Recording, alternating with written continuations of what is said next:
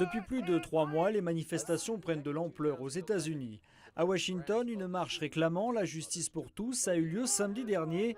Majoritairement noire, la foule parle d'une même voix pour demander des réformes et mettre fin à l'impunité et à la violence policière dans le pays.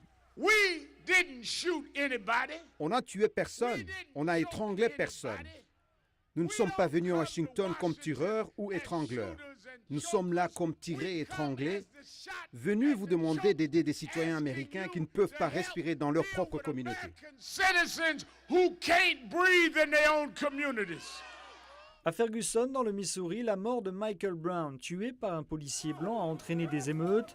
Après la condamnation de ces violences, le président Barack Obama avait promis à l'époque de pousser pour des réformes au sein des forces de l'ordre. Les frustrations que nous avons vues ne portent pas que sur un incident particulier. Elles ont des racines profondes dans de nombreuses communautés de gens de couleur. Ils ont le sentiment que nos lois ne sont pas toujours appliquées équitablement ou uniformément.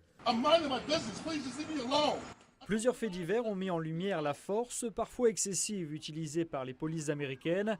À New York, Eric Garner a été étranglé par des policiers avant de décéder. Là encore, le policier responsable n'a pas été inculpé par la justice.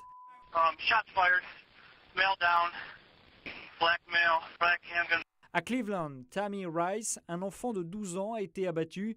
Il portait une arme factice et les policiers lui ont tiré dessus dès leur arrivée sur les lieux. Cette fois-ci, la mort est considérée par la justice comme un homicide.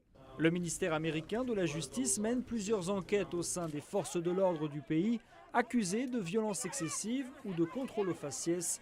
Mais ces enquêtes prendront du temps. Les manifestants réclament des changements immédiats. Nicolas Pinault, Washington. La Voix de l'Amérique.